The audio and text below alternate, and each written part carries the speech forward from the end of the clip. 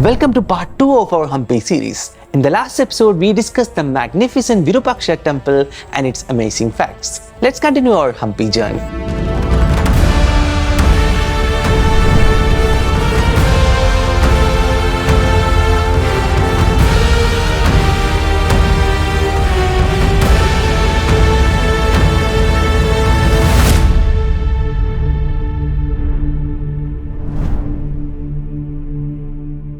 On the south side of the Virupaksha temple lies the famous Hemakutta hill. Hema means gold and Kutta means hill, so it translates to golden hill.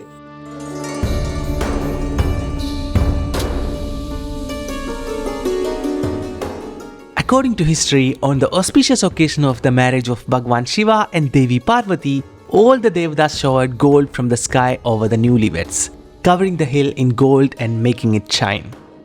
This is how it got its name Hemakutta. The amazing thing is that over the hills there is another Virupaksha temple known as the Moola Virupaksha temple. The reason for this second temple is that during the rainy season, when the Tungabhadra river overflowed, it was impossible to reach the original Virupaksha temple. Because the deity there was Swayambhu or self-manifested, it couldn't be relocated. So, the rulers of the Vijayanagara Empire installed the Virupaksha Linga in this Moola Virupaksha temple. In front of this temple, there is a sacred pond called Papamojana Tirtha. It is said that the Saptarishis or 7 sages also did tapas here. Even today, worship ceremonies are conducted at this temple. From here, we can see an amazing view of the actual Virupaksha temple down the hill.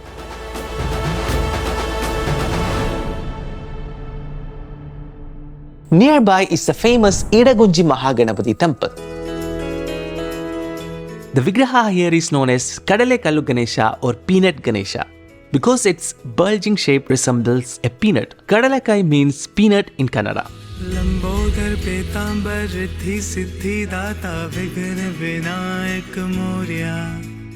It is the largest monolithic Vigraha of Ganesh Bhagwan in the southern part of India, standing at an impressive height of 4.6 meters.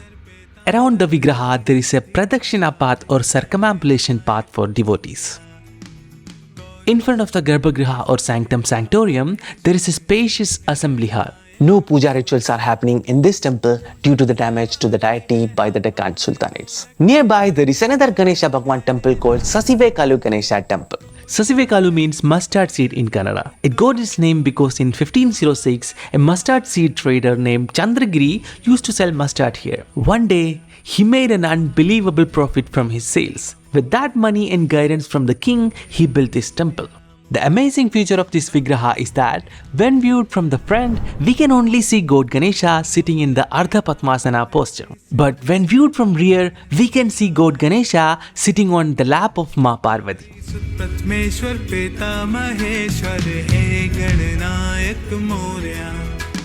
This amazing Vigraha shows how talented those sculptors were.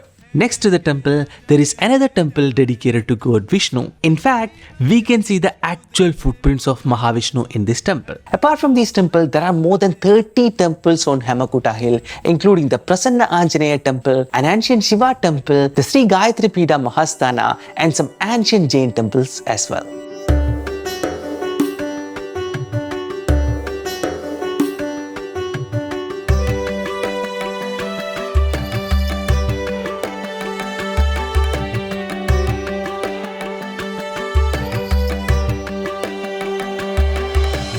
Now let's go to the front side of the main Virupaksha temple.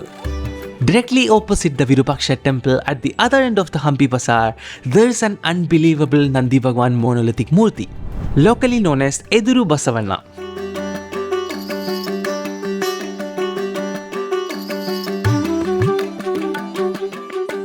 This is the third largest Nandi murti in India. And it is a monolithic sculpture made from a huge rock. And this Nandi Bhagwan Murti faces the Virupaksha temple. The Vigraha sits on a raised and sheltered platform with massive boulders in the background, making it even more visually appealing. And there are lots of amazing temples are waiting for us near the Tungabhadra river. So let's go.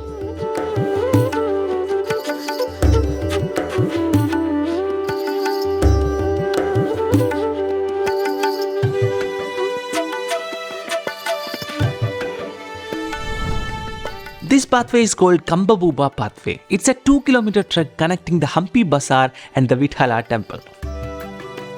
This pathway passes through a small cave near the river bank. It was named after Kambabuba, the son of Harihara II, who built it in 1383 CE. The statue of the ruler Kambabuba is also placed near the walkway. Also, this iconic pathway takes us to the mesmerizing Chakratirtha. The name Chakratirtha means sacred water body that swills, which comes from the swilling current of the river at this spot. According to the history, it is a spot where Shiva Bhagwan gifted the powerful weapon Sudarshana Chakra to Vishnu Bhagwan. It is also the sacred spot where goddess Sita took bath. This spot is considered the holiest bath spot in the Tungabhadra river.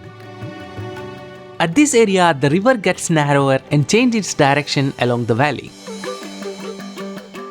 Also, this is one of the spots where you can hire a coracle to cross the river or for a side trip. On auspicious occasions, the swell in the river forms the images of God Rama, goddess Sita and God Lakshmana. This belief adds to the spiritual significance of the site and attracts a large number of pilgrims, especially during the religious festivals. And this hill is called Rishimukh Hill. In ancient times, Sugriva, the brother of Vali from Ramayana, lived on this hill when Vali was chasing him.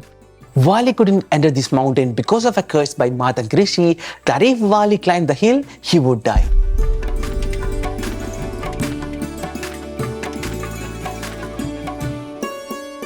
Near the Chakratirtha, we can see the amazing Kodandarama temple.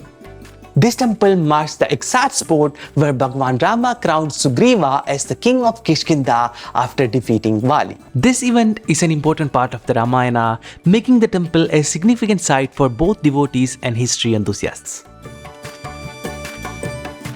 Sugriva, in turn, carved the Vigraha and built the temple here. Unlike other temples, this temple has a Sugriva Murti with the Murtis of God Rama, goddess Sita and his brother Lakshmana. And Hanumanji's Murti is outside the temple bowing down to them, which is very rare to see. It is one of the oldest places of worship in Karnataka, dating back to the time of the Ramayana. Because God Rama is an avatar of God Vishnu, you can see Garuda Bhagwan Murti in front of this temple. Behind the Kodandarama temple is the famous Yandrotharaga Hanuman temple. This is a very special temple because Hanumanji Murti is sitting on a yantra here. This temple is believed to be the place where God Rama and Hanumanji met for the first time during the Ramayana period. Near the temple, there is a small Naga temple as well.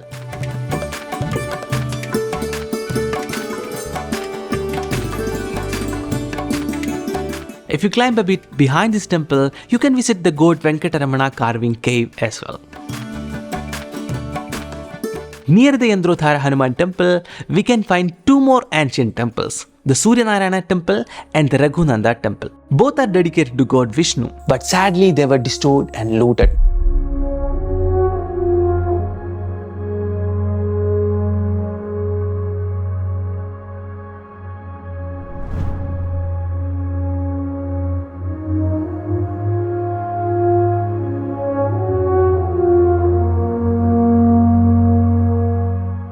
Vishnu Bhagwan temples were often heavily looted because Vishnu Bhagwan is known as Alankara Priya, meaning he loves decoration, so they contain lots of gold and precious stones. In contrast, Shiva Bhagwan is known as Abhisheka Priya, meaning he loves ritual baths. So Shiva Bhagwan temples had fewer ornaments. That's why many Shiva Bhagwan temples did not face heavy destruction.